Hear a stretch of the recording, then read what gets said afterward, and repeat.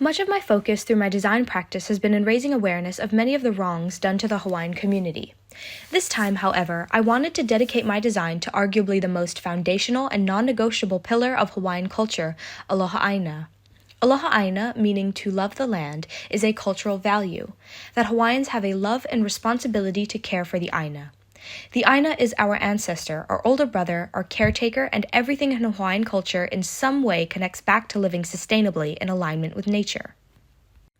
One of the most prominent pieces of Hawaiian art and literature to demonstrate aloha aina is called the Kumu Lipo. Consisting of the words teacher, kumu, and deep ocean, lipo, the Kumu Lipo is a 2,102-line creation oli outlining the origins of the universe and connecting all people back to aina. The oli describes all life emerging from the depths of the ocean, that all species on land have oceanic counterparts, and the various akua that led all the way to Ka'i'imamau, who the Kumu Lipo was originally written for.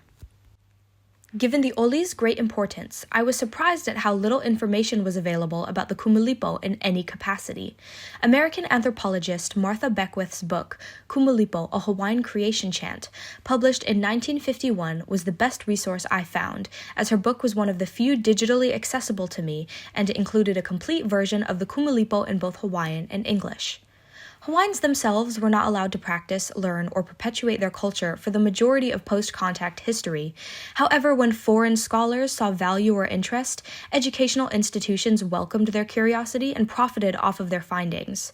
While I value Beckwith's research, I am keenly aware of her haole perspective on Hawaiian culture and the impact it has on the documentation of certain aspects of the Kumu Lipo. For example, while she also referenced language loss, she explains in her introduction that the lack of information may be rooted in intentful secrecy, that the obscurity of language is why the Hawaiian taunts the foreigner who tries to interpret his lore. Always keep something back is the thought in the mind of every native informant, however helpful he may seem and really wishes to be in his relation with the foreign inquirer. Having a stranger come in and demand to be an expert in a community they are not a part of is perhaps too much to ask for from a people who have been so thoroughly wronged. Additionally, being protective of sacred knowledge from people who have continuously ridiculed our relationship with nature is only reasonable. Haunani K. Trask summarizes this awkward relationship between the American researcher and Hawaiians succinctly in her book, From a Native Daughter. Indeed, I do not know of any published piece written by an anthropologist on Hawaii which questions their assumed intention of scholarship, or analyzes the racist assumptions of foreigners who believe a few years' training in an American university qualifies them to study, describe, and pass judgment upon Hawaiian culture and Hawaiian people. When push comes to shove, anthropologists and archaeologists say what they really think. They are the experts on native culture. They have superior knowledge of it. Natives, by comparison, are uninformed and untrained, and should not, therefore, have control over their sites and culture.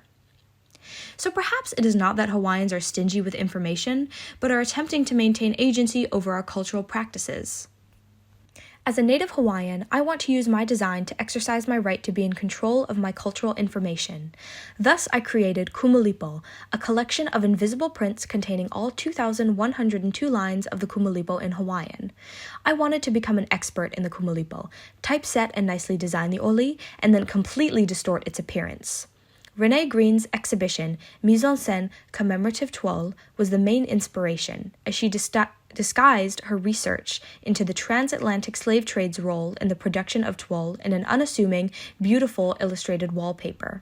Encapsulating the entire room, the wallpaper appears simply cosmetic, but those who care to look deeper can understand her point. I wanted to do the same, juxtapose the large-scale presentation of the artwork with the subtle detail of the actual contents. However, instead of only inviting viewers to look closer, I am also asking them to reflect and practice cultural boundaries.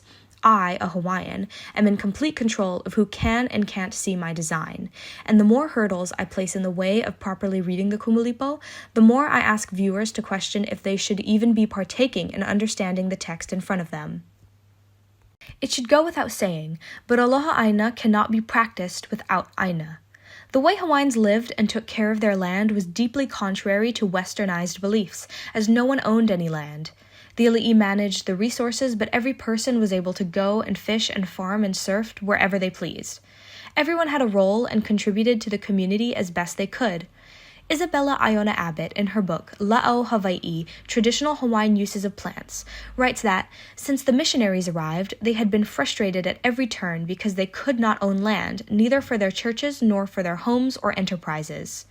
The principle that the Ali'i had held all the land in trust for the people was wrong by their standards, and they lobbied the Ali'i hard for the institution of private property. Constant pressure from this source and from growing business class resulted in the Mahele, a process of dividing the land and awarding private title to it, which began in 1848 and lasted until 1855. In short, aside from the Ali'i, virtually the entire Hawaiian population was now dispossessed, and many of the rest soon would be, for American and European investors promptly began to buy or otherwise acquire land titles from Ali'i and Maka'ainana alike.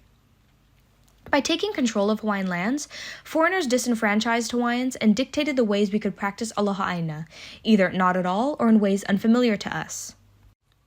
Today, Hawaiians often look at Honolulu as a lost cause, as the deep roots of American capitalism have so thoroughly transformed the landscape, that urbanization has been and always will be on Oahu.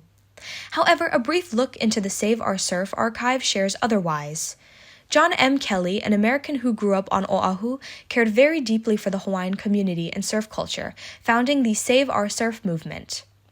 Originally to stop the desecration of surfing sites, the SOS blossomed into a global campaign against capitalism, foreign land ownership in Hawaii, and advocacy for Hawaiian culture and aloha aina. Not only did the SOS achieve political success, changing and establishing laws to protect shorelines and country communities, it also unified diverse groups of people to fight for aloha aina. Their graphic design was an essential part of their success, as he specifically designed each piece for the community he wanted to speak to. Today, not many people speak so proudly against urbanization in Honolulu. It's kind of accepted as being the way it is and something to get used to. However, these posters are direct evidence that urbanization is still fairly new. Most of Oahu's construction and physical transformations were made within my dad's lifetime. Thus, I felt once again responsible in recontextualizing the archival pieces and saying a deep mahalo to those that fought to protect our aina through the form of a book. Similar to my personal experience sifting through the archive, I wanted viewers to feel the same and be transported back to 1960s Oahu. Despite not commenting on it in the book, I want to note the way the Hawaiian community is mentioned in the majority of the SOS materials. We are spoken about usually in third person, referred to as they rather than us. I once again have used someone from outside the community to support my research and understanding of aloha aina. As a Hawaiian, it is difficult to know specifically how to feel. While his efforts were extremely genuine, well-mannered, and respectful, where does the line between allyship and white saviorism fall? To what extent are haole who are part of the Hawaiian community overstepping their boundary and taking away opportunities for Hawaiians to advocate for themselves? Additionally, his background and personal bias as an American is apparent through the way the SOS was so politically involved. The catalyst of the SOS was Kelly's surfing sites being trashed, and his solution was to create policy change. All the surfers were willing to accept every wrongful practice by the American government, except when it affected them and their hobby. The catalyst for Hawaiians is our land being illegally occupied, our nationalism being stripped, and our language and culture being banned. The solution best fit for us, in my opinion, is to reinstate our Hawaiian sovereignty. Pandering to the American legal system for justice is not only contrary to the Hawaiian sovereignty movement, but a complete waste of time. As Indigenous people, we are all outside the Constitution, the settler document that declares ownership over Indigenous lands and people, writes Haunani K. Trask. Since the Constitution is an imposed colonial structure, nothing therein prevents the taking of native lands or the incorporation of unwilling natives peoples into the United States. This explains why the American military invasion and occupation of Hawaii in 1893 were not unconstitutional acts, nor were they a violation of civil rights. As intended, the single greatest injury to my people caused by the United States cannot be raised within the context of the U.S. Constitution. Hawaiians, then, are absent from the most fundamental of American constructs, those legal niceties that continue to allow every manner of war, removal, and genocide against Native people within and beyond U.S. boundaries. While John M. Kelly acknowledges the illegal occupation of Hawaii, his solution to create political change in the American legal system speaks loudly for his views on how far he is willing to go to support Hawaiian people. Only to the extent to which he can exercise aloha aina, not the way Hawaiians need to exercise aloha aina. Despite my current deep love for Hawaiian culture, it was something that grew slowly over a long period of time. There is an ololo no eau I think about often. A'ohe no ike ke kanaka I nā nani o kona wahi I hanau ia ai, which means one doesn't see how beautiful his birthplace is until he goes far away from home. I did not realize how much I valued Hawaii and aloha aina until it was too late, and I was here in Leeds without any of my familiar plants, foods, people, mountains, and beaches. The most difficult part, though, was the difference in the way people thought about aina and Hawaii. My entire cultural way of thinking is foreign to people here, and preconceived notions of what Hawaiian culture is has made it difficult for me to thoroughly share the truth. I may speak English fluently, but I often feel like we are speaking two different languages because of how little people understand me or are willing to see things from my perspective. 3 years of frustration and desire to be validated led me to create Fragile Inconvenience, a confrontational installation emphasizing the fragility of the white European ego and fake sense of allyship. Despite my views being made abundantly clear, many still refer to me as an American, using kitschy language when talking to me or about my home, and are disingenuously supportive. Marina Abramovic's performance art piece, Rhythm Zero, was my main inspiration, where she sat in a room with 72 items and invited audience members to do and use any of them on her. The performance had to be stopped because people grew too aggressive, and while painful for her and difficult to watch, it was a beautiful demonstration of the evils in human nature. I wanted to do something similar and give people a chance to either confront their ego and acknowledge my truth, or feed into their fragility and show their prejudice towards me. As I am an Indigenous woman, I found it fitting to pay homage to Nayana Lafon's portraits of over 110 Indigenous women, with a red hand painted across their face to symbolize the silencing, murder, and erasure of Native women by making the red handprint my visual staple. I covered the entire 4th floor studio space and walls in handwritten messages and all chairs in fragile tape and red string in an obstructive way, so people could not sit down, access computers, or walk through the space without interacting with my installation. Much the same as Abramovic's, my audience demonstrated that they could not handle the mirror I was holding up to them. I witnessed a plethora of reactions, but the general consensus was along the lines of, "Did something bad happen? Are you okay? What prompted this? This isn't about me. I didn't do anything wrong, right?" Amusing, I thought, because if you have to question whether this is about you or not, it definitely is. While my plan was to document the slow deterioration of the installation, it was taken down, every last piece, even the non-obstructive elements on the wall, by an administrative power within 2 days. This completely eliminates the general public's opportunity to grapple with their personal biases.